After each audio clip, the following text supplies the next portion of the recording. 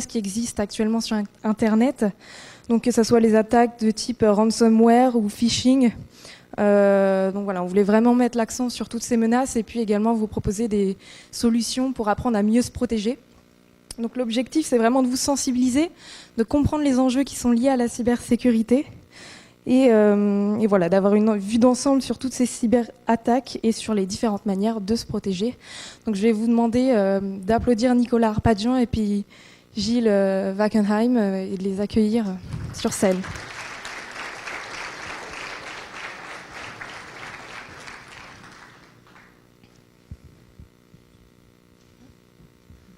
Donc on va lancer un petit sondage sur Klaxoon. Vous pouvez vous connecter avec le code qui est affiché juste derrière moi.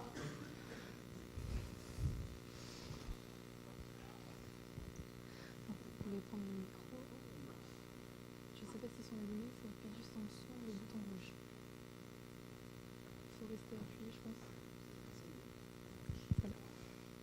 Donc cette première conférence, c'est pour vraiment mettre en contexte la cybersécurité, aborder un petit peu ces enjeux, que ce soit politique ou socio-économique, et puis un petit peu voir le cas des entreprises.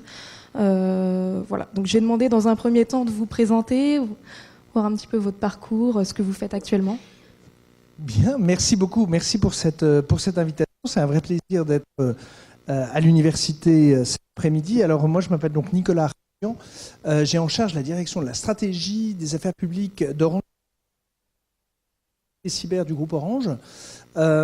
Pour en termes juste en ordre de grandeur, c'est 1300 collaborateurs aujourd'hui, un peu plus de 300 millions d'euros, dédiés uniquement à la cybersécurité en France et dans le monde, puisque l'idée c'est que la cyber, dès lors qu'on accompagne des organisations, des entreprises, des administrations, des collectivités, ça va se faire souvent à l'échelle internationale, donc avec des centres de supervision qui sont, alors évidemment ici à Rennes, à Cesson-Sévigné, c'est avec une implantation importante, mais également à travers le monde, donc aussi bien pour la partie de Computer Emergency Response Team, donc de CERT, vous savez, ces centres qui font de l'analyse de ce que l'on peut voir sur éventuellement un certain nombre de plateformes et de collecte d'informations, donc à Rennes, à Paris, à Singapour, à Montréal, et puis également dans différents centres de supervision technique à travers le monde, de manière à avoir cette vision-là. Donc moi, également, j'enseigne, alors pas à l'université de Rennes, mais à l'École nationale supérieure de la police, donc qui forme les commissaires de police, ainsi qu'à l'école de la magistrature, intervenir auprès des magistrats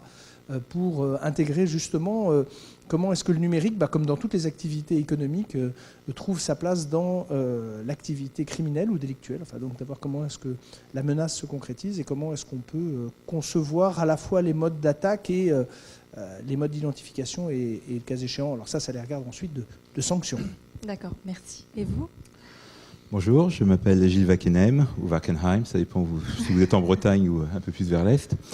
Je suis entrepreneur, je suis le président d'une PME bretonne. Je suis né en Normandie, ne vous inquiétez pas, qui est située au sud de Rennes, à Verne, et qui s'appelle Edixia, et dont le métier est d'utiliser les technologies de la vision artificielle pour l'industrie. Alors la vision artificielle, c'est quoi ? On va prendre des caméras, des capteurs, des lasers, qu'on va associer à des logiciels, et on va utiliser ces technologies pour contrôler des pièces à 100% dans les usines. Alors des pièces, c'est mesurer une carrosserie simplement avec des caméras, vérifier de la qualité de surface, de disques de frein, parce que ce sont des pièces de sécurité, ou de pièces d'avion, parce que ce sont aussi des pièces de sécurité. On utilise aussi ces technologies pour piloter des robots industriels. Et nos clients sont principalement des grands groupes. Je n'ai pas beaucoup de clients qui font moins de 10 milliards de chiffre d'affaires, de l'industrie automobile et de l'industrie aéronautique, qui sont présents au niveau de la planète. Donc ça veut dire que nous sommes amenés à suivre ces clients un peu partout dans le monde, en Europe, en Chine, en Asie, enfin, Inde et compagnie, ou en Amérique.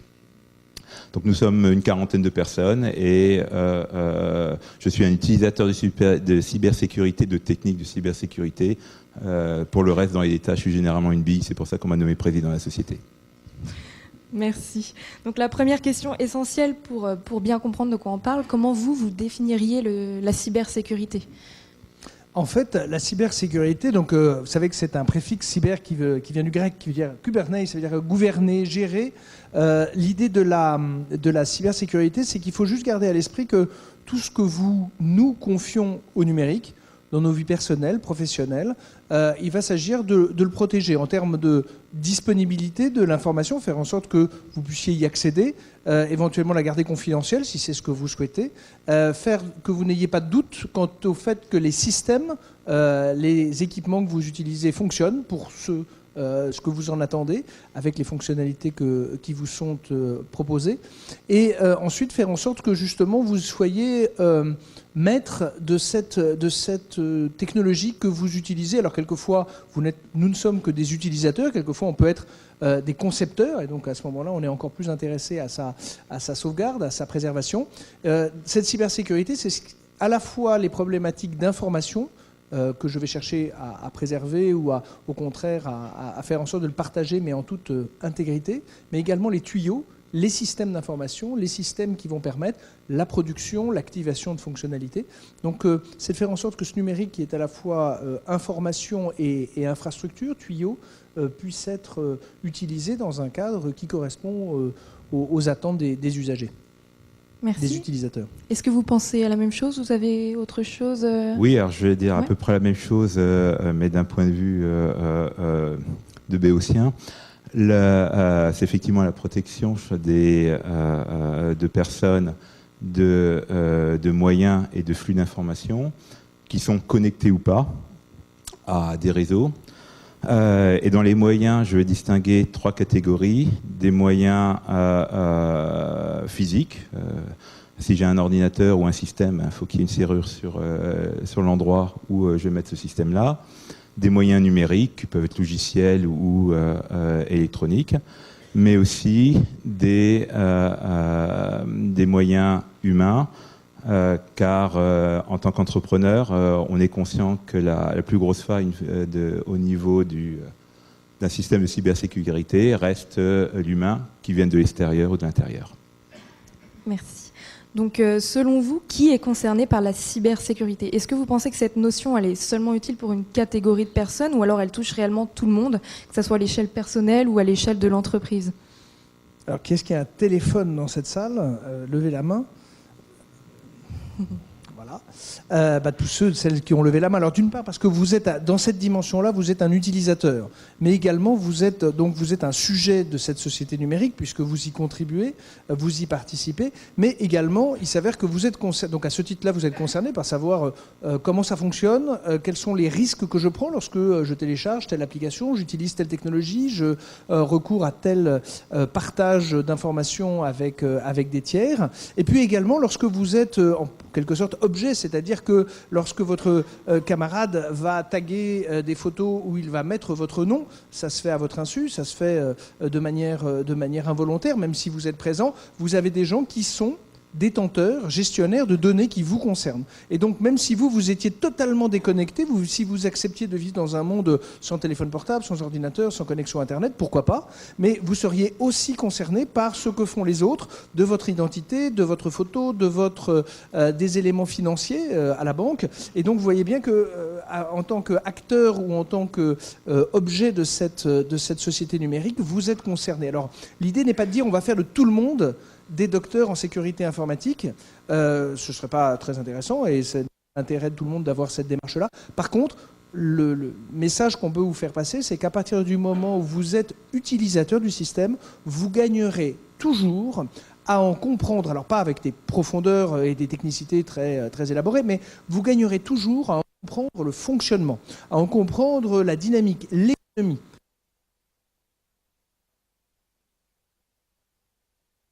Comme trace quand je naviguais.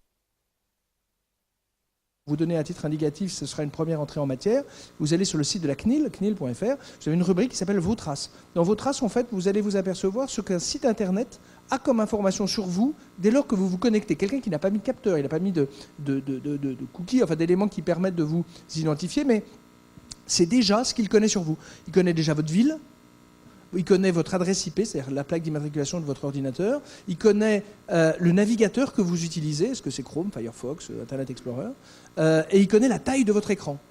Alors vous allez me dire à quoi ça sert la taille de l'écran? Ah bah si, c'est très important. Pour un gestionnaire de site internet, c'est très important parce que en fonction de la majorité des écrans qui vont venir visiter son site, il va placer ses publicités à différents endroits et ça sert à rien de les mettre très en bas à droite si vous regardez tous sur un tout petit écran. Donc vous voyez que c'est un renseignement. Ça, c'est ce qu'on a comme information avant même d'avoir mis des capteurs. Après, évidemment, si quelqu'un va chercher de l'information, vous allez vous apercevoir que vous êtes très communicatif et donc vis-à-vis des sites que vous visitez. Et donc c'est important de savoir ce que vous êtes prêt à concéder ou pas et des usages malveillants qui peuvent être faits de cette information.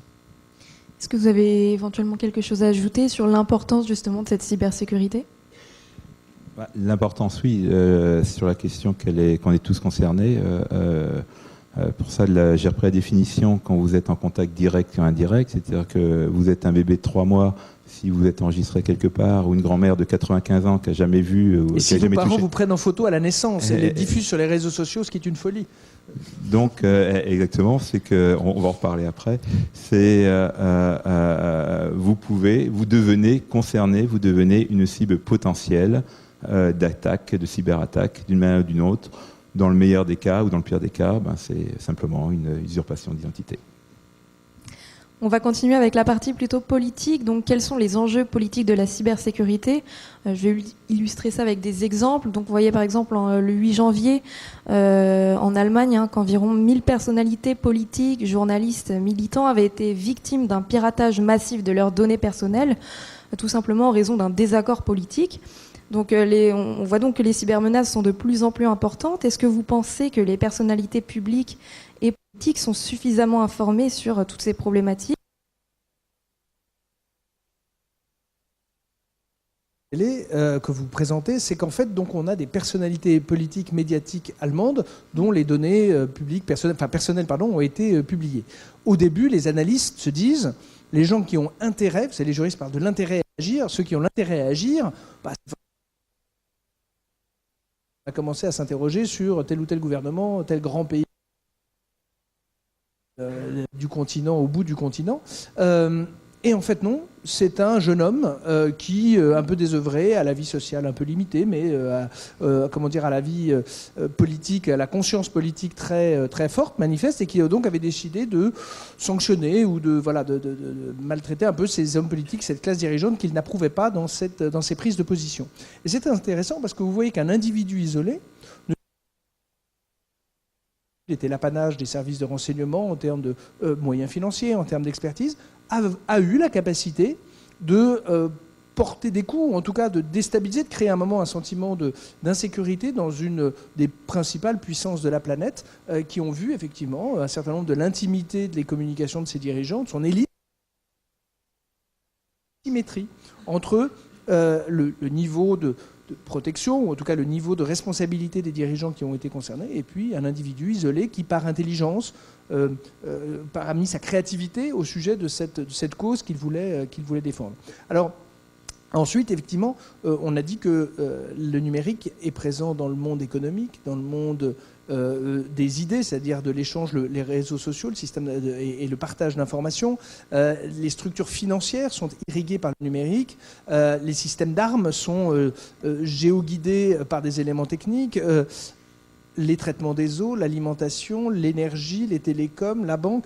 À partir du moment où tous ces domaines sont dépendants de la continuité d'activité, de la disponibilité des systèmes d'information, oui, les États sont intéressés, soit par préserver les leurs, soit par éventuellement créer des dysfonctionnements chez ceux de leurs adversaires. Donc évidemment, c'est un terrain d'affrontement qui est d'autant plus important qu'il ne répond pas encore aux règles que l'on s'est fixées dans un monde, puisque évidemment les hommes et les femmes se font la guerre depuis bien longtemps, mais simplement on a créé ce qu'on appelle le DCA, droit des conflits armés.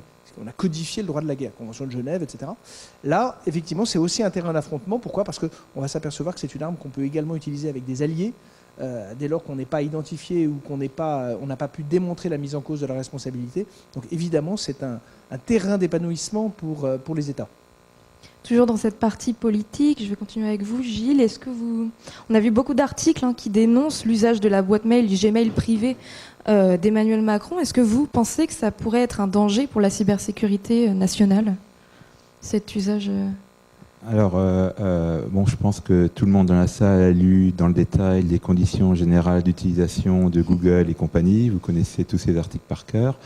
Et vous êtes tombé sur la partie où Google se défend de vendre vos informations à titre commercial, mais s'autorise à utiliser ces informations que vous avez laissées sur Gmail ou autre pour des fins internes. Qui ne sont pas spécifiés d'ailleurs, donc vous comprendrez vous pouvez imaginer ce que pourraient être les fins internes. Après, il y a un truc assez marrant qu'ont fait les Américains l'année dernière qui s'appelle Cloud Act, c'est-à-dire qui oblige les grandes entreprises qui hébergent des données un peu partout sur la planète, dont entre autres Google, à fournir ou à des informations qui sont sur un serveur sur la demande de la justice américaine. Vous combinez les deux, donc quand M. Macron utilise Gmail à titre de fin personnelle, mais c'est quelqu'un qui est très informé et qui fait très attention, on peut imaginer ce que peuvent ou ce que pourraient devenir l'information, mais on sait que nos collègues américains n'ont que de bonnes intentions. Donc pour continuer, on pourrait parler de cyberterrorisme lorsqu'on a d'échelle qui vise une institution ou un État. On a par exemple Stuxnet, qui est un ver informatique qui a été découvert en 2010 et qui a été conçu pour s'attaquer aux centrifugeuses iraniennes. Donc c'est un virus qui aurait modifié à l'insu des opérateurs de la centrale les vitesses de rotation des centrifugeuses, entraînant une dégradation de celles-ci et des explosions. Donc des conséquences qui sont quand même assez importantes. Est-ce que vous pensez que la France, justement, serait capable de faire face à ce genre de super-attaque et justement qu'elle est assez avancée dans ces questions de cybersécurité par rapport à d'autres pays ? Alors, plusieurs remarques. La première chose, sur qualifier de cyberterrorisme l'attaque des centrifugeuses iraniennes, moi, j'aurais pas donné cette qualification. Le terrorisme, Ouais. qu'est-ce que c'est ? C'est une action violente, ou en tout cas qui a vocation à susciter un sentiment de terreur. C'est-à-dire que, en fait, au-delà de l'acte en lui-même, l'information même, la connaissance de cet acte et de ses conséquences suscite, au-delà, un peu irradié, en quelque sorte, un sentiment dans l'opinion publique qui est paralysant et donc un élément qui l'opinion publique. Dans le cas de cette centrale, on était davantage, alors il s'avère que il y a effectivement une paternité commune manifestement qui a été envisagée de ce verre. Il avait été conçu pour viser un équipement précis dans un contexte précis, en clair, retarder le programme nucléaire iranien. Simplement, il s'avère qu'un certain nombre d'entreprises l'avaient vu circuler, ce verre, dans leurs infrastructures. Pourquoi ? Parce qu'il fallait infecter manifestement les sorte qu'ils puissent naviguer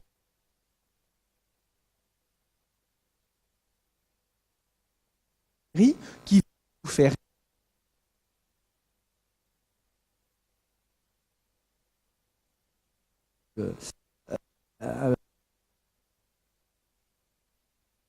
il s'avère que vous n'avez rien, mais il aura, au contraire, lui sera affecté.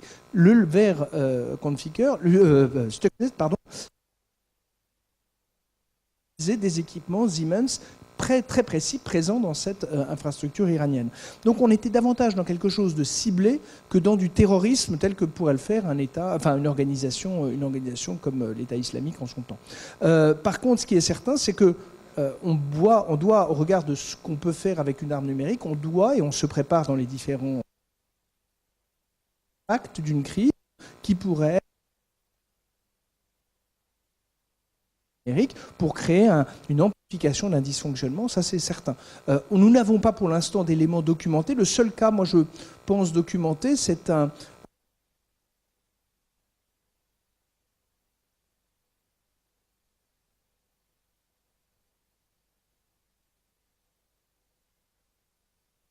ville de New York. Ils ne l'ont pas utilisé, cette capacité informatique, mais ils avaient la possibilité que là on aurait pu parler, parce qu'évidemment, en plus quand vous faites un acte comme celui-là, vous créez évidemment des pertes économiques, des pertes humaines, mais c'est surtout que c'est quelque chose d'extrêmement visuel quand vous commencez à inonder toute une zone qui n'a pas prévu de l'être. Et donc vous voyez que par les caméras de télévision, vous allez amplifier le sentiment de terreur. Et donc on pourrait commencer à avoir cette illustration de voilà, ce qu'est une attaque cyberterroriste. Et heureusement, celle-ci n'a pas été pour l'instant, il n'y a pas d'éléments strictement documentés, mais c'est parce que ce n'est pas intervenu que alors, est-ce que la France... En fait, tous les pays, maintenant, ont créé des doctrines, d'une part, pour savoir commencer à savoir comment est-ce qu'on allait concevoir cette notion d'arme, et puis surtout, et ça prend encore un peu plus de temps, former des personnels, tant dans...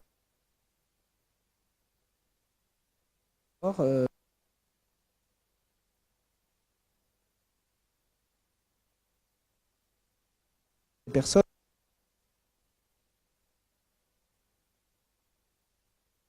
de pénétration. Notre client ferme son entreprise, la protège, déclenche l'alarme, laisse les chiens dans le jardin, met des barreaux aux fenêtres et des verrous sur les portes, et on a X jours pour rentrer quand même dans la maison. Enfin, en tout cas, on essaye. Et effectivement, c'est une équipe de 80 personnes dans le métier de faire à temps plein cet exercice de pénétration. Simplement, il se fait dans un cadre contractuel pour faire en sorte de ne pas aller jusqu'à la destruction. Mais effectivement, cette expertise de l'attaque est nécessaire pour pouvoir concevoir des scénarios. D'accord. Et vous, comment vous le percevez? Vous pensez que les entreprises faire face à ces attaques? La France, je ne sais pas. Il y a 2-3 ans, il y a eu une attaque, alors, je ne sais plus si c'est un virus, etc., dans l'industrie, qui a bloqué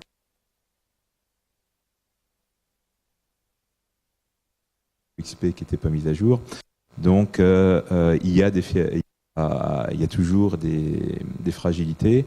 Ce que l'on remarque, parce qu'on travaille avec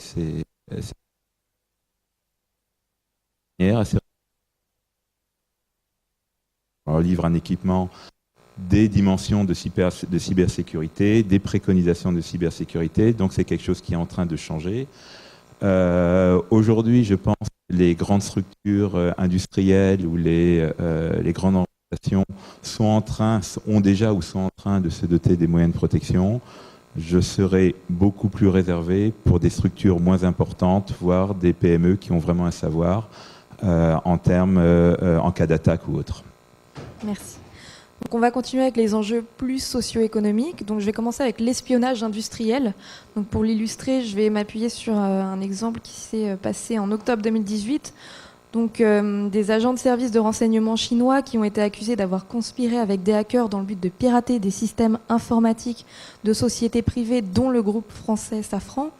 Donc ces personnes sont suspectées d'avoir voulu voler des données d'un moteur utilisé par de nombreux avions de ligne. Donc est-ce que vous pensez que ce type d'espionnage industriel est une pratique qui se fait couramment ou... Bon, alors, l'espionnage industriel, c'est quelque chose qui est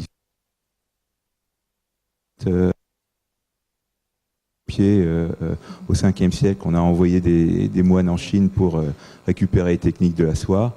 Pour les générations un peu plus anciennes, les Russes ont copié le Concorde sur un Tupolev qui s'est cassé la figure après. Donc ce qu'on assiste aujourd'hui, c'est la continuité, ou c'est on voit la dimension numérique ou que permet le numérique dans l'espionnage industriel. Donc dire que c'est nouveau, non, c'est une continuité d'un existant, et le monde criminel a une capacité extraordinaire d'adaptation et une vitesse extraordinaire d'adaptation par rapport aux nouvelles technologies. Pour des raisons que j'expliquerai après, nous sommes accompagnés par le ministère de la Défense, de l'Intérieur, pardon, pour notre protection, pour nos mesures de cybersécurité. Aujourd'hui, ce que nous dit le ministère de l'Intérieur, oui, on parle de grands comptes, on parle de Safran, etc., mais les hackers sont beaucoup plus malins, ou les hackers ou l'espionnage industriel, en fait, ils vont sur vos comptes Facebook et on n'attaque plus les grands groupes parce qu'ils sont plus ou moins protégés, mais on va regarder les fournisseurs, par exemple, qui travaillent avec ces grands groupes. Et au niveau de l'intérieur, on a remarqué des cambriolages d'équipements qui étaient groupés, qui étaient ciblés sur des prestataires de ces grands groupes. qu'on repérait par rapport à Facebook, parce que, comme chacun le sait, personne qui laisse une photo sur Facebook ou sur Instagram ou autre pendant ses vacances, tout le monde attend le retour des vacances pour dire, pour poster ses photos et pas pour annoncer à la planète qu'on n'est pas là. Et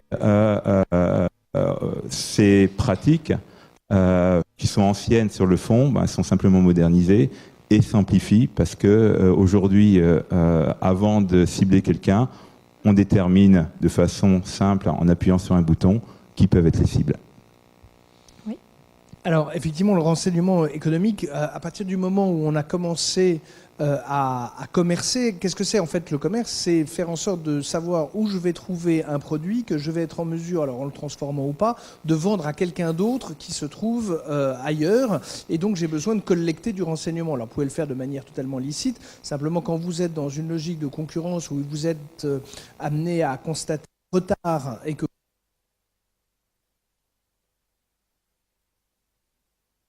de trouver par tout moyen.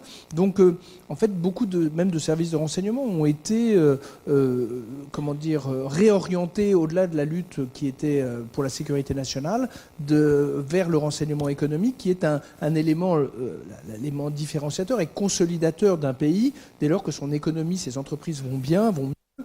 Effectivement, c'est un élément de stabilité politique, cette dimension-là. Donc tous les pays le font. La difficulté, en fait, on va être très clair, le problème n'est pas d'espionner, le problème c'est de se faire prendre. Et c'est toute la difficulté, effectivement, où des circonstances, on va pouvoir pointer, alors soit parce que les pirates ont été pris la main dans le sac, soit parce qu'à un moment, vous avez des lanceurs d'alerte qui sortent du bois et disent, voilà, moi je faisais ci, ça et ça pour le compte de telle ou telle entité, et je peux vous le démontrer. Mais par contre, ce qui est certain, c'est qu'il y a un appétit pour le renseignement, d'avoir cet élément qui va vous permettre d'acquérir une expertise, de rattraper un retard. Donc oui, effectivement. La question, c'est que le renseignement est quelque chose qui peut être volé sans créer forcément de perturbation chez son propriétaire légitime. Si il n'y a pas de... Je ne sais pas s'il y a des juges qui se parlent. Savoir ce que c'est que le vol. Le vol, c'est la soustraction frauduleuse de la chose d'autrui. Donc, s'il y a cette bouteille d'eau, ici est le numéro. Le problème avec une information, c'est que si j'ai accès à l'expertise, l'élément de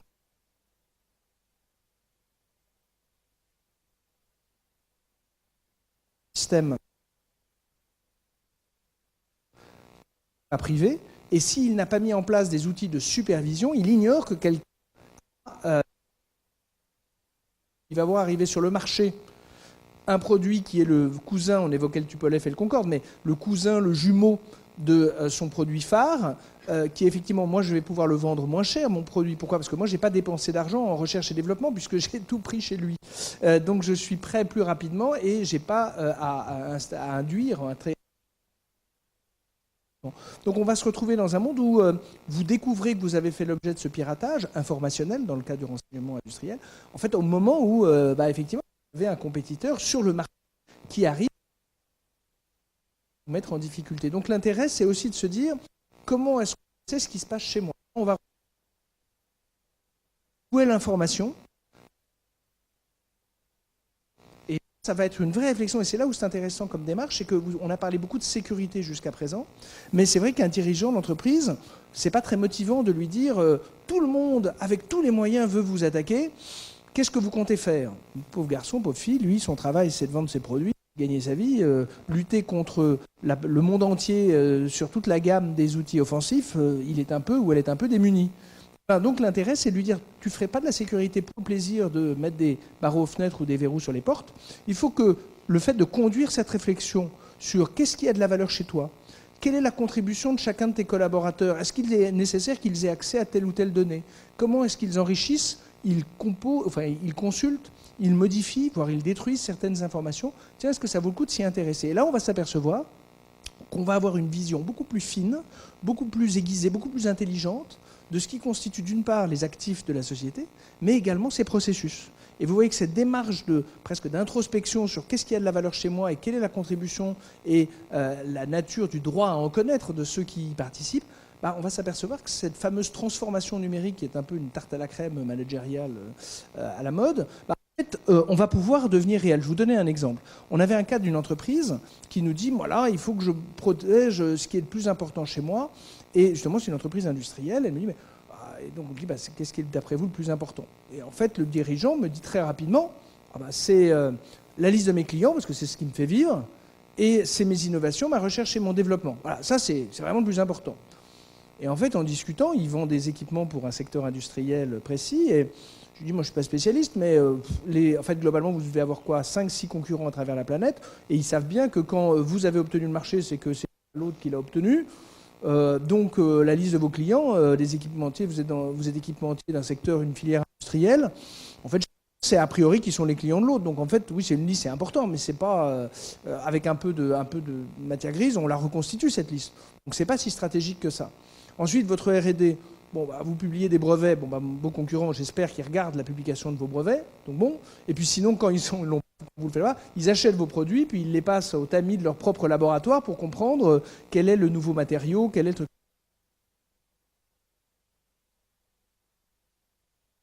Nous, dans notre métier, une chaîne de production, et là où je gagne ma vie, c'est quand j'arrive avec ma production pile au moment où il le faut sur la chaîne de production. Je ne peux pas, parce que mon client me facture si je stockais, et il n'y a pas la place de stocker mes pièces à moi, donc je ne peux pas arriver en avance avec des pièces. Et si j'arrive en retard, je bloque la chaîne de production, et là, il me verse des pénalités, il m'impose des pénalités qui me tuent commercialement. Vaut mieux que j'arrête même de travailler, c'est même plus simple. Et donc, en fait, on s'est aperçu que ce qui avait de la valeur et ce qui faisait que son entreprise était un leader et un acteur important de son écosystème, c'était pas ses clients, enfin en tout cas la liste de ses clients, c'était son savoir-faire et ce processus qu'il fallait protéger. C'était son élément différenciateur. Et vous voyez que cet exercice d'introduction, on le fait personne pour la stricte de trouver des moyens de contournement, de leurrer, de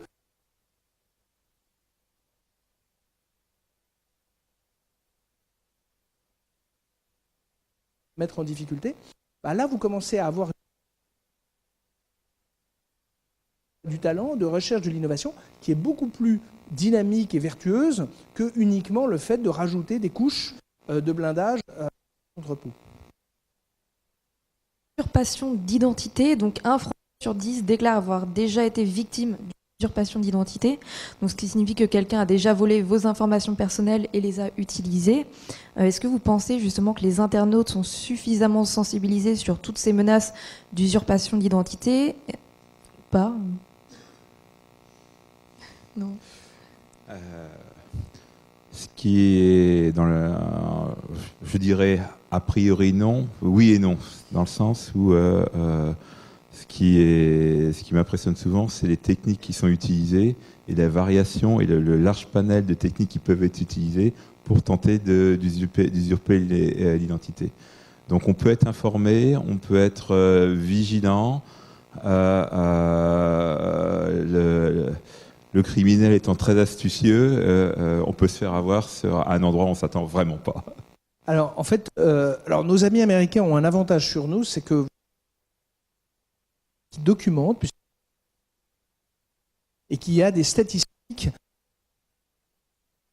C'est un président élu,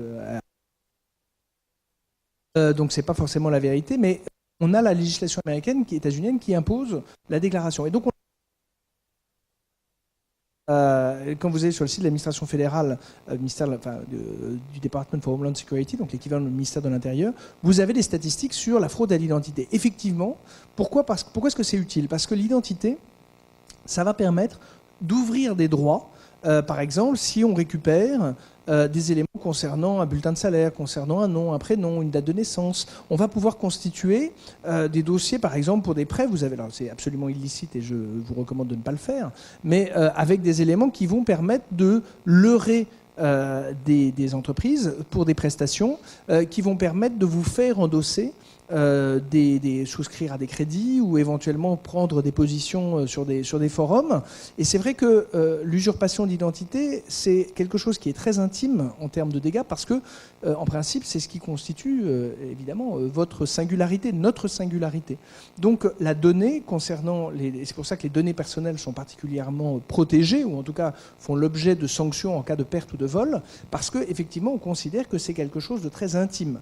Ce qui est certain, c'est que vous voyez que le pirate, et c'est une particularité de la cybercriminalité, peut tout à fait vous attaquer alors qu'il ne vous connaît pas et qu'il n'a rien contre vous. Avant, on était toujours dans à qui profite le crime. Il fallait quand même qu'il y ait une relation. On essayait, les enquêteurs, de comprendre pourquoi cette personne avait été agressée, parce qu'il y avait un lien, il y avait une relation qui les unissait. Là, la particularité, c'est que vous voyez, quand la base LinkedIn a été piratée, c'est 140 millions de comptes, vous avez une qualité, une fraîcheur, une profondeur d'information sans équivalent. Pourquoi ? Parce que vous avez le nom, prénom, la photo, le diplôme, l'adresse mail, la date de naissance, le réseau de connaissances, les centres d'intérêt. Et donc vous avez vraiment une cartographie extrêmement fine de l'identité de la personne. Et donc pour mener des opérations, notamment quand on va vous envoyer des messages vous donnant l'illusion que celui qui vous écrit est bien celle ou celui qu'il prétend être, effectivement, ce sera documenté par l'ensemble de ces informations. Et donc, vous serez enclin à souscrire, à donner les informations, à répondre, à enrichir encore cette base et à vous mettre dans la main du pirate. Donc, effectivement, les données personnelles sont dans le monde criminel. Pourquoi ? Parce que d'ailleurs, on voit bien que de base,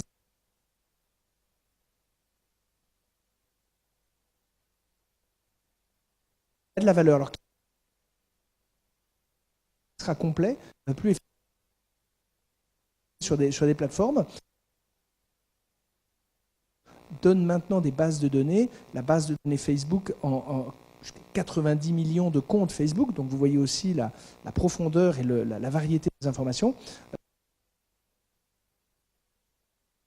Revenir dans des conseils assez basiques, mais le fait que vous ayez des couples identifiant mot de passe différents pour vos différents comptes, de manière à ce que si l'un de ceux-là faisait l'objet d'un piratage, que le pirate ne dispose pas d'une clé qui permette d'accéder automatiquement à l'ensemble des autres services. Pourquoi ? Parce que gardez à l'esprit que quand il va essayer votre couple identifiant mot de passe, c'est pas un monsieur ou une dame de chair de sang qui va s'inscrire et qui va s'installer. Évidemment, il va prendre une base de données et l'injecter automatiquement dans des plateformes qui sont LinkedIn, Facebook, Twitter, etc., de manière à le faire automatiquement. Donc, ce qui fait que vous ne misez pas sur sa fatigue à le faire. Évidemment, il ne mobilise personne.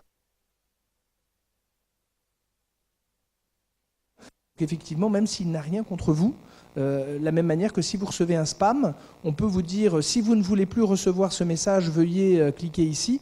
Ne le faites pas. Pourquoi ? Parce que si vous le faisiez, en fait, vous allez faire grimper la cote de votre email puisque vous donnez le signal à celui qui a envoyé le mail qu'il y a bien quelqu'un. Parce qu'il y a des adresses mail qu'on n'utilise plus.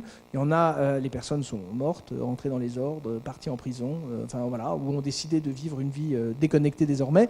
Bref, la valeur d'une adresse mail, c'est quand il y a un vrai individu au bout. Donc si vous répondez, en fait, vous envoyez le signal que oui, il y a quelqu'un. Donc au contraire, votre mail monte en valeur et hop, rejoint une base qui sera vendue plus cher et certainement exploitée par celui qui l'a en plus payé un peu plus cher. On va maintenant passer à la partie un petit peu plus pratique avec votre quotidien en termes de cybersécurité. Quelle est la posture d'Edixia Automation vis-à-vis de la cybersécurité ? Est-ce que vous avez un pôle précis ? Quelle est la structure ? Alors la structure, même si on est une société d'informaticiens entre autres, on n'a pas de service informatique. Les informaticiens font du développement produit. Donc il y a un DSI, on a pris le moins compétent, c'est moi. Donc à partir de là, on a été très pratico-pratique avec les moyens qu'on avait et avec ce qu'on pouvait faire et ce qu'on voulait faire. On a eu la chance, comme nous sommes une société qui fait énormément d'innovation, environ 14-15% de chiffre d'affaires passe en innovation, d'avoir été identifié et accompagné assez tôt par le ministère de l'Intérieur, qui donne des directives, des conseils sur comment s'y prendre.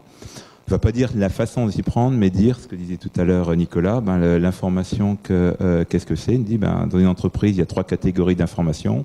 Il y a des informations qui sont publiques, qui sont échangées. Il y a des informations qui sont confidentielles à l'entreprise et il y a des informations qui sont stratégiques. Donc à partir de ce constat, nous on a dit, on a fait, comme disait Nicolas tout à l'heure, on a cartographié nos informations, on les a mis dans les bonnes cases, et en fonction de la catégorie de l'information, enfin de ces 3 tuyaux, on a développé des mesures de sécurité. On s'est fait accompagner par des spécialistes parce qu'on n'est pas compétent partout sur les 3 domaines: la sécurité physique des infrastructures, la sécurité physique, la sécurité numérique et tout ce qui était comportemental au niveau des collaborateurs. Et c'est pas une histoire qu'on va faire du jour au lendemain, parce que c'est un état d'esprit, c'est de la formation, c'est une attitude, c'est des réflexes. Et pour l'instant, on est sur un plan d'environ 3 ans de déploiement progressif sur l'ensemble des domaines, sur l'ensemble de nos activités ou sur l'ensemble des points organisés, identifiés, qui peuvent être attaqués par une cyberattaque. Et on s'aperçoit qu'à la fin, il y a des techniques, c'est certes, mais c'est du bon sens, de la réflexion, des essais, des validations, comme tout processus d'entreprise. Et chez Orange, comment ça se passe en termes de...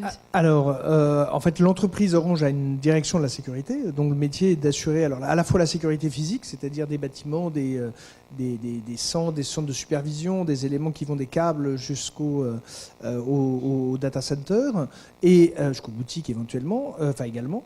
Et puis après, on a effectivement l'activité d'Orange Cyberdéfense qui est la vocation à venir vers l'extérieur. Après, on travaille en bonne intelligence parce que l'un nourrit l'autre en termes de connaissances, d'expertise, de nature de la menace, puisque souvent, et c'est effectivement un élément différenciateur, le fait d'être propriétaire de son réseau, c'est de voir et de comprendre un certain nombre, à partir de marqueurs techniques, de comprendre un certain nombre de comportements, de modes opératoires d'attaquants qui, effectivement, Internet, c'est pas un gaz. C'est-à-dire que forcément, tout passe quand même par des tuyaux, et donc d'avoir une compréhension de phénomènes techniques et de manière à pouvoir les analyser. On dispose d'un laboratoire d'épidémiologie qui est d'ailleurs très comparable avec ce qu'on va trouver dans le monde médical. C'est-à-dire que c'est un endroit où on va extraire des logiciels malveillants, donc des virus pour faire simple. On va les incuber simplement en faisant en sorte, un peu comme si vous preniez un poisson et que vous sortez de la mer, vous le mettez dans un bassin d'eau salée qui reconstituera les mêmes circonstances ou les mêmes environnements que la mer. La seule chose, c'est que là, il faut que le poisson ou que le gestionnaire du site du logiciel malveillant n'ait pas de doute et ne puisse pas penser que son logiciel a été identifié et extrait de la sorte. Pourquoi ? Parce qu'à ce moment-là, il pourrait être tenté de le désactiver ou d'arrêter de l'utiliser. Donc il va falloir... on va pouvoir l'observer, voir, et c'est là où on s'aperçoit qu'il y a des logiciels malveillants qui réagissent, qui reçoivent des ordres différents selon les hémisphères, nord-sud. Il y en a qui sont utilisés, sont manifestement installés dans les systèmes d'information et restent inactifs. Et ce n'est que plusieurs jours, plusieurs semaines plus tard, et c'est pour ça que l'incubation peut durer même plusieurs mois, où manifestement le pirate a décidé, un peu comme quand vous savez, vous lancez un caillou dans un lac, l'eau est totalement lisse, vous lancez votre caillou, puis évidemment vous allez avoir des cercles qui vont apparaître au moment où vous avez lancé votre caillou, mais si vous avez détourné le regard pendant quelques secondes, l'eau est redevenue plane. Et bien en fait, une pénétration d'un système d'information, ça peut être comparable à cela. C'est-à-dire qu'à un moment, vous allez entendre un bruit, vous regardez, mais si vous ne voyez rien, pas de perturbation, non, j'ai dû me tromper, ça doit être un dysfonctionnement technique. Alors qu'en fait, le pirate s'est installé, crée le moins de mouvements de perturbation de manière à ce que vous détourniez votre attention et qu'il va pouvoir infiltrer et ensuite exfiltrer, voire créer des perturbations dans votre système. Donc il va être très important d'avoir cette analyse, de comprendre la volonté. Un logiciel malveillant a été conçu, alors pour l'instant encore par un être humain, mais qui a donc dépensé de l'argent, de la matière grise, de l'intelligence, des ressources techniques pour concevoir ce logiciel. Et donc, il faut essayer d'en comprendre les finalités. C'est pour ça que le passage à l'intelligence artificielle n'est pas du tout automatique dans le domaine de la cyber, parce qu'il faut modéliser la perversité humaine, et ça, c'est tout à fait ambitieux comme projet, mais vous voyez bien que le rôle même du pirate, c'est de leurrer la machine. Un peu comme dans les films de gangsters, vous savez, quand vous observez qu'il y a la ronde des vigiles qui est faite toutes les 2 heures. En fait, vous passez 2 nuits dans l'entrepôt à comprendre comment les vigiles fonctionnent. Et puis là, vous réalisez que les vigiles passent toutes les 2 heures sur le même parcours.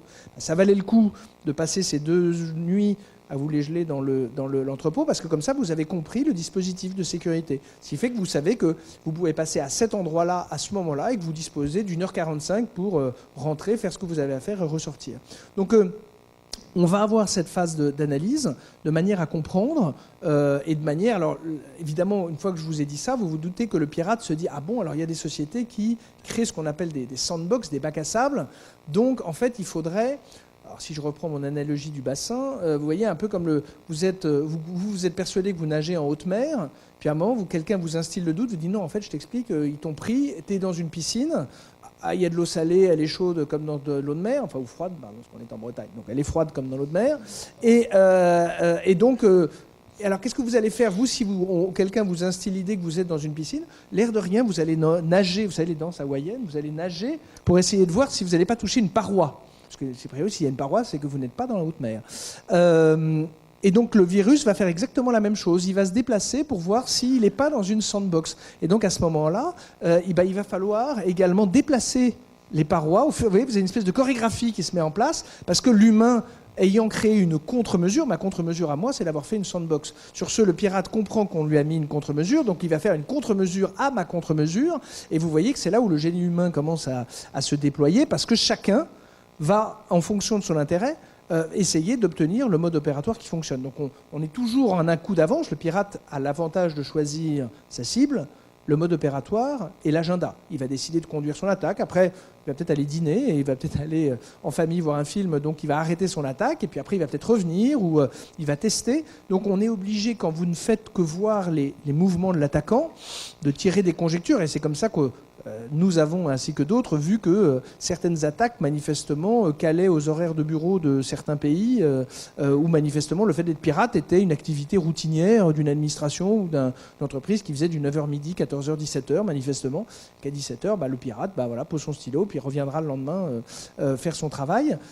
C'est aussi humain. Donc il faut combiner la technologie effectivement, et j'insiste et je prolonge le propos sur l'opportunisme. Le but d'un pirate, alors, il y a ceux qui cherchent à faire des prouesses technologiques, mais ils cherchent surtout à optimiser son gain et à réduire son risque. Optimiser son gain en temps ou en argent, et réduire son risque, c'est-à-dire le fait de se faire attraper, et éventuellement que son attaque soit inopérante. Et donc, c'est vrai que, quelquefois, on a le cas avec le service de messagerie de la présidence de la République d'un grand pays de l'Union européenne, où manifestement, comment est-ce qu'il a été piraté? C'est que le service de renseignement a regardé la liste des membres, des collaborateurs du président de la République. Ah, c'est une république, donc ça réduit le champ. Qui est publié au journal officiel. Donc ça, c'est facile, parce que vous avez la liste. En plus, vous prenez ces noms, vous la mettez dans Facebook, voir s'ils ont des comptes Facebook, et ils sont aperçus qu'il y avait un certain nombre de collaborateurs du président qui avaient et des comptes Facebook et des centres d'intérêt culturels, sportifs marqués. Qu'est-ce qu'ils ont fait? On a envoyé des messages liés à cet univers. La personne de son bureau, sur son même ordinateur, qui avait à la fois la connexion à l'intranet de la présidence et à la fois la connexion à Facebook, a téléchargé, a cliqué sur des images qui ont infecté la machine. Il s'est déconnecté de Facebook, n'empêche que la machine était infectée. Et quand il a mis son identifiant et son mot de passe pour se remettre à travailler quand même sur l'intranet de la présidence, ils apparaissaient en clair aux pirates. Et donc on voit bien que si la citadelle est trop... Il y a ce travail d'investigation préalable, qui est un peu notre analogie sur la supervision quand vous regardez ce que fait la patrouille, ou que avant de voler une voiture, vous donnez un petit coup de pied sur le pare-choc pour voir s'il y a une alarme. C'est un peu la même chose. Vous regardez, parce que ce serait bête de vous faire surprendre par une alarme, donc qu'est-ce que vous faites? Vous essayez de réduire votre risque pour pouvoir après vous concentrer sur la serrure. Juste avant de poser ma dernière question, n'hésitez pas, si justement vous-même vous avez des questions autres que le beurre doux, le beurre de micelle, à les poser directement sur Klaxoon.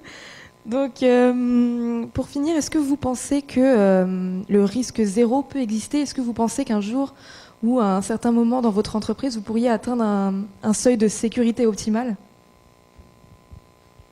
Non, il n'existe pas le risque zéro. Je ne pense pas qu'il existe un jour non plus. Une approche cybersécurité ou telle qu'on la pratique, il y en a peut-être d'autres, c'est de dire, c'est un peu l'approche de la porte blindée. Vous allez mettre des niveaux de blindage plus ou moins important en fonction de ce que vous avez protégé, et de façon en fait à ce que le criminel passe le plus de temps possible s'il veut rentrer.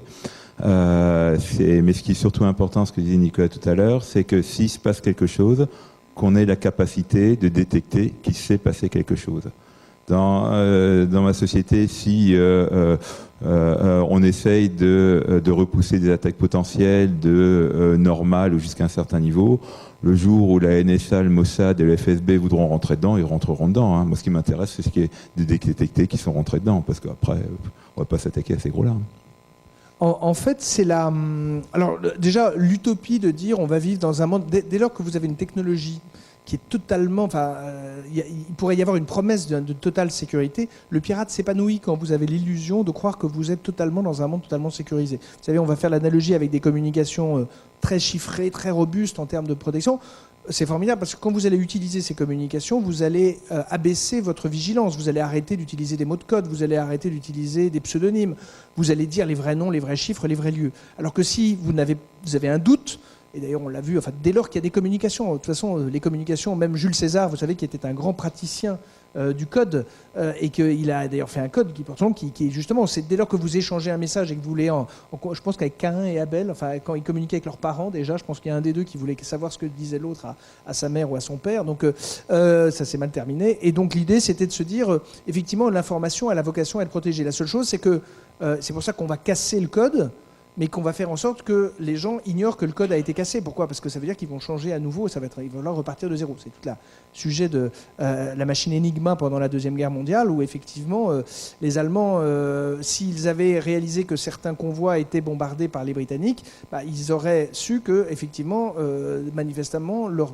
process d'information était plus étanche, et donc ils en auraient changé. Et ça, c'est vous créez autant de perturbations, parce qu'il va falloir réinvestir pour retrouver le nouveau canal, etc. Donc, il n'y a pas d'utopie. Il ne faut pas avoir une utopie d'un niveau de sécurité total. Pourquoi ? Parce que, comme il a été très bien dit en ouverture, après, il ne faut pas négliger le facteur humain. Le facteur humain, c'est la négligence, c'est la paresse, c'est la jalousie, la haine, la cupidité, bref, des gens qui, à un moment, vont arrêter. On peut tous convenir qu'on va mettre une super porte blindée à cet amphithéâtre, qui sera à tous les standards, effectivement, de robustesse et de sécurité. Si on trouve tous que les clés qui sont nécessaires à son ouverture, à sa fermeture, déforment les poches, qu'est-ce qu'on va faire ? On va prendre une chaise ou un de ces ravissants pots de fleurs, là, pour bloquer la porte et la laisser ouverte. La porte, elle sera très robuste, elle sera aux normes, elle sera opérationnelle. Simplement, nous, utilisateurs, avons décidé de la neutraliser en quelque sorte. Donc il ne faut pas avoir un horizon de sécurité ultime, parce que par essence, la technologie, et a fortiori si c'est fondé sur une technologie informatique, qui je vous le rappelle, alors ça c'est contraire à la logique industrielle. En principe, un industriel, dans le domaine des transports aériens, dans le domaine d'un médicament, c'est quelqu'un qui espère le risque zéro au moment où il met sur le marché, pour obtenir, vous savez, l'AMM, l'autorisation de mise sur le marché, pour lancer un avion. L'informatique, gardez à l'esprit qu'une pourtant grande et belle entreprise comme Microsoft, depuis 40 ans, tous les mois, vous corrige ce qui est défaillant chez elle. C'est-à-dire, depuis 40 ans, on vous dit « Oups, il y a ça, ça, ça et ça et ça qui ne vont pas, il serait peut-être temps de corriger ».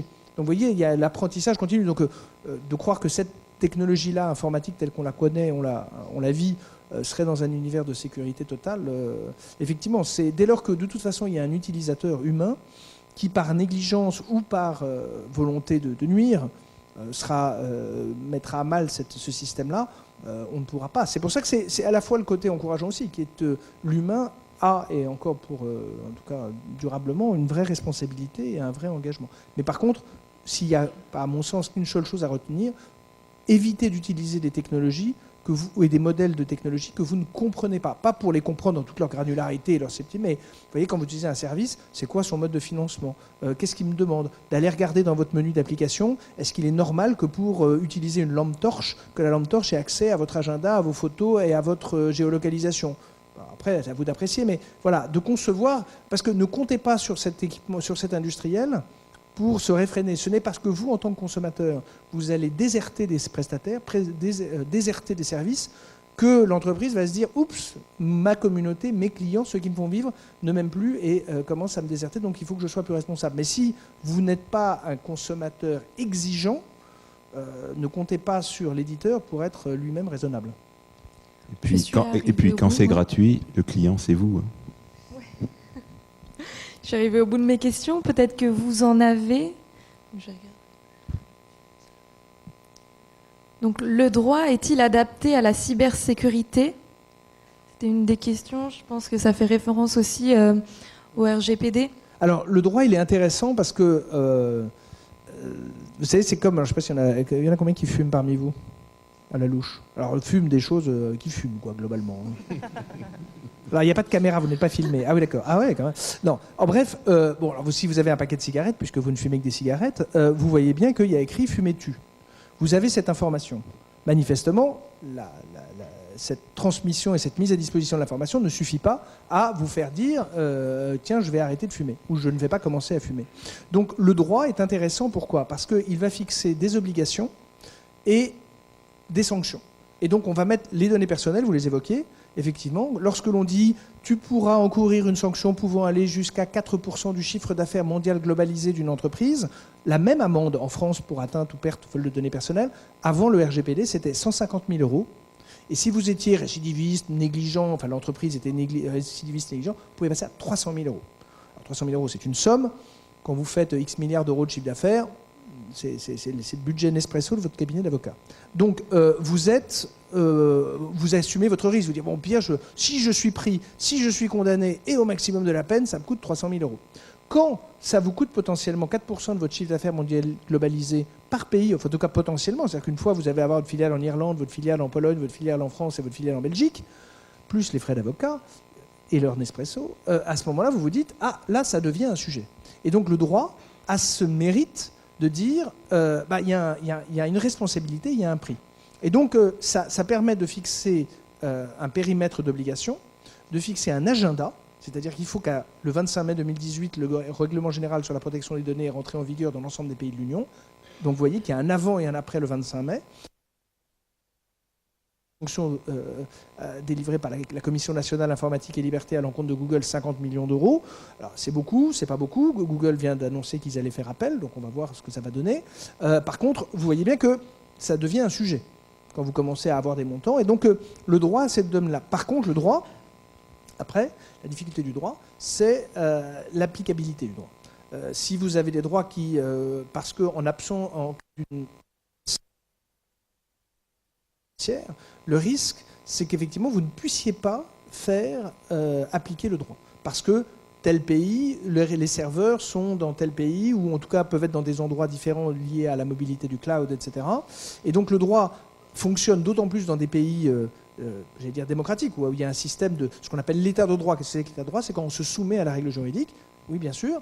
Évidemment, vous voyez bien que quelquefois, ce qui ne serait pas satisfaisant, ce serait que vous ayez juridiquement raison, mais matériellement, on ne donnerait pas consistance à cette décision. Donc, quelquefois, le droit, évidemment, quand vous êtes face à une entreprise qui a pignon sur rue et qui admet et qui se soumet à la sanction et change son comportement, le droit est formidable. Évidemment, ça peut susciter une relative frustration dès lors que vous n'obtiendriez pas l'exercice de vos droits qui pourtant vous avaient été clairement énoncés. Une autre question, concernant les formations, est-ce que vous estimez que le cursus scolaire actuel, que ce soit public ou privé, répond aux attentes du marché croissant de cybersécurité?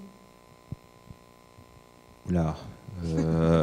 Bon, alors, pour l'instant, je n'ai pas eu de CV de demande de stage où la notion de cybersécurité est marché, donc a été mentionnée. Donc j'en déduis que c'est dans les formations, au moins celles avec lesquelles on est en contact. Ce n'est pas encore d'actualité. En revanche, ce que l'on peut remarquer de façon générale, de façon culture générale, c'est qu'on commence à avoir des prises de conscience à différents niveaux, dans les écoles, dans les universités, de ce que c'est que la cybersécurité. Est-ce que c'est suffisant? Est-ce que c'est suffisamment rapide, suffisamment mûr? Je ne sais pas me prononcer, mais c'est déjà un début et je pense que ça va continuer dans cette direction. Alors, les cursus en cybersécurité, en France, sont globalement de bonne qualité. Le problème, c'est les effectifs. C'est-à-dire qu'on ne forme pas suffisamment d'étudiants ou d'étudiantes, enfin d'étudiants.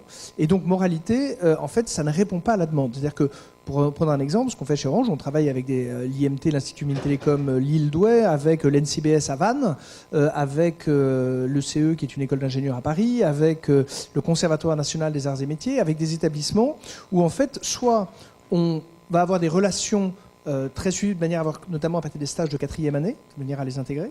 Deuxièmement, quand on ne trouve pas les profils qui conviennent, c'est ce qu'on a fait avec l'ECE, on a créé des diplômes, une année de master qui justement correspond à un besoin, notamment une technique qui s'appelle l'Active Directory, qui est un point de faiblesse des infrastructures Windows.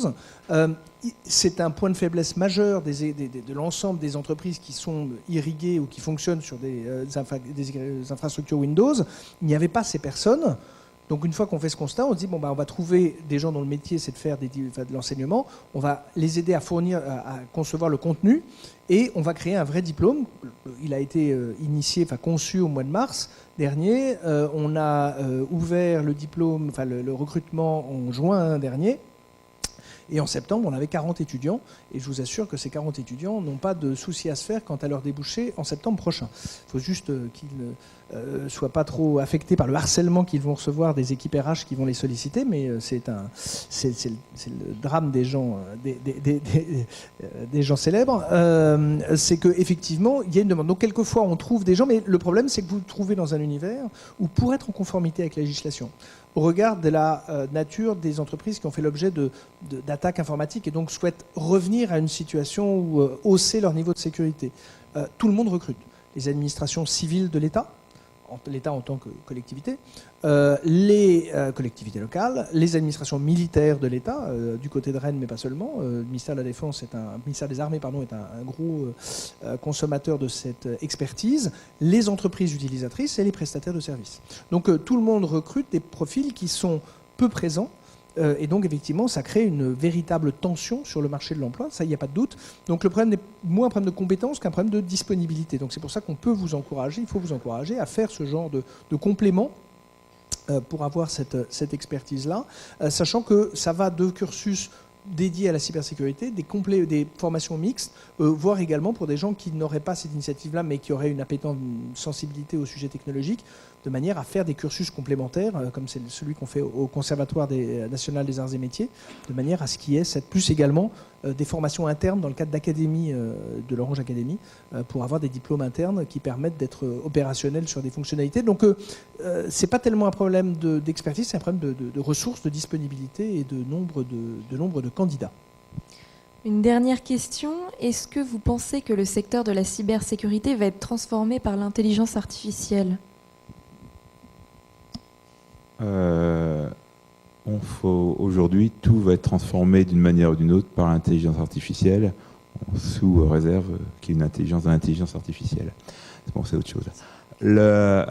Après, comment et puis pourquoi, je ne sais pas. C'est ce qui concerne l'intelligence artificielle, c'est pas l'intelligence artificielle. Alors, tout le monde sait ce que c'est que l'intelligence artificielle. On en parle, tout le monde. Bon, on va faire simple. J'ai un peu de temps encore ? Non, je vais faire rapide. D'abord, l'intelligence. J'ai fait la table tout à l'heure, je vais vous faire rapidement. L'intelligence, c'est 3 composantes. Première composante, c'est l'acquisition d'informations. La deuxième composante, c'est le discernement de l'information, c'est-à-dire le tri. Le troisième composante, c'est la compréhension. C'est ce qu'on appelle l'intelligence.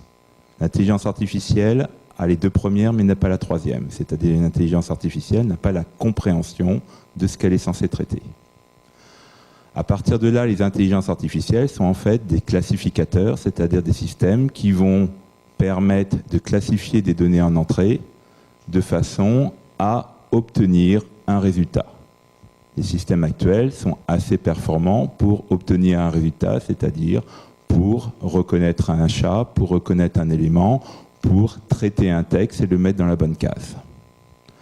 À partir de là, on peut développer des systèmes qui vont, par eux-mêmes, analyser de façon plus ou moins autonome des comportements voire des menaces. Donc, on peut imaginer, c'est ce qui est en train d'être préparé, des systèmes qui, on peut imaginer une cyberattaque. La cyberattaque n'a pas eu lieu ou n'a sous cette forme-là.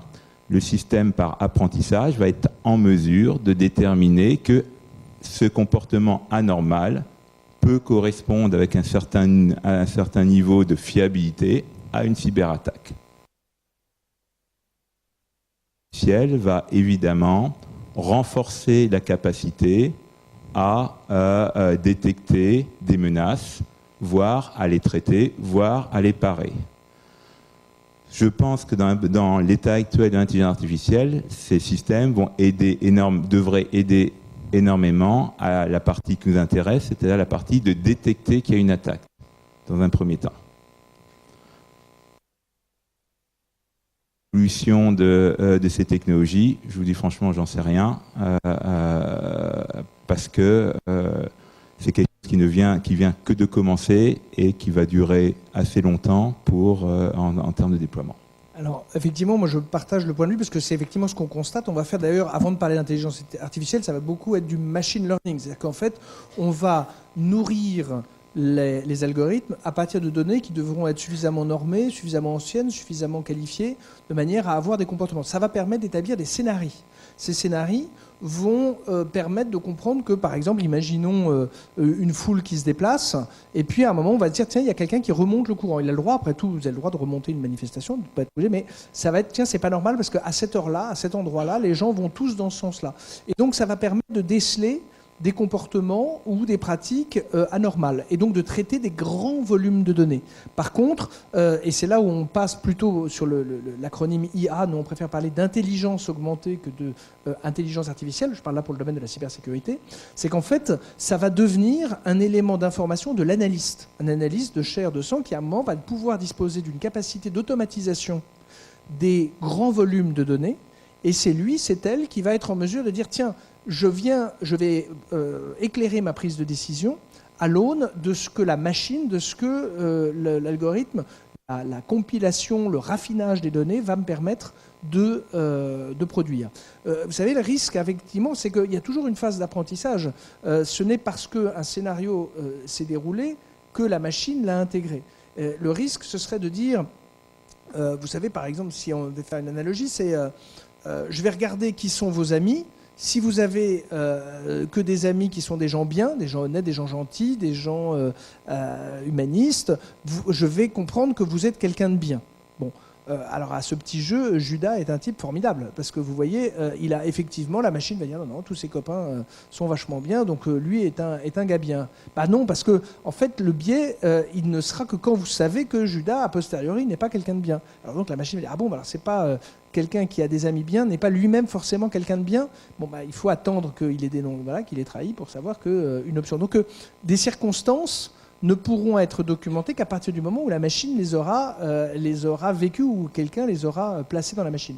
Et le risque étant en plus que si vous voyez bien que votre base, elle concerne donc le passé, s'il y a un biais dans votre accumulation de données passées, bah, votre décision, votre analyse future sera dégradé, altéré selon le biais des données statistiques que vous avez accumulées. Voilà. Donc c'est comme ça que vous avez vu des expériences, notamment concernant des plateformes d'intelligence artificielle qui se sont fait leurrer ou qui émanaient des commentaires où effectivement vous avez une machine qui devenait extrêmement raciste, extrêmement agressive, très xénophobe, etc.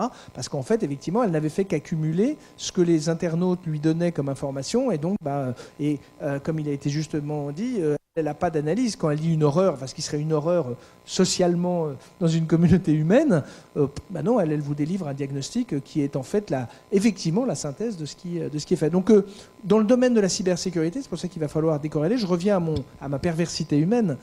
Voilà, il y a une alimentation. Ça permet de gérer des grands volumes de données parce qu'on a mis de plus en plus de capteurs un peu partout. Donc, humainement et puis même économiquement, ce sera compliqué de les traiter. Donc, ça va permettre de cartographier des scénarios d'attaque, et donc à un moment que l'analyste puisse se dire tiens, est-ce que c'est un leurre? Gardez à l'esprit que le pirate, Un peu comme si vous vouliez, alors là aussi je vous déconseille, c'est purement à titre informatif, mais vous voulez cambrioler un commerce, il y a des gens, ils font une petite bagarre devant la devanture du commerçant. Sur ce, le commerçant se dit c'est qui ces deux jeunes qui s'arsouillent, oh là là, je vais sortir pour les séparer.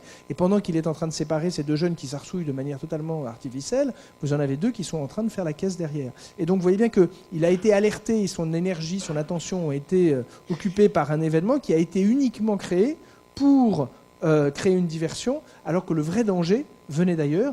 Les cyberattaquants font exactement la même chose, en créant quelquefois des perturbations, notamment en faisant en sorte que votre site internet soit plus disponible, donc vous allez concentrer en disant mince, c'est en plus pour mon image de marque, c'est pas bien, etc.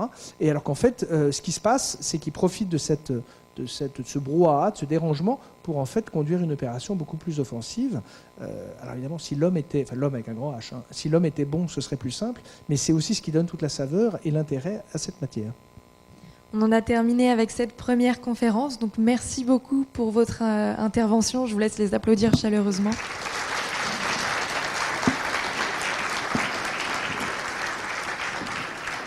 Donc juste avant de passer à la deuxième conférence,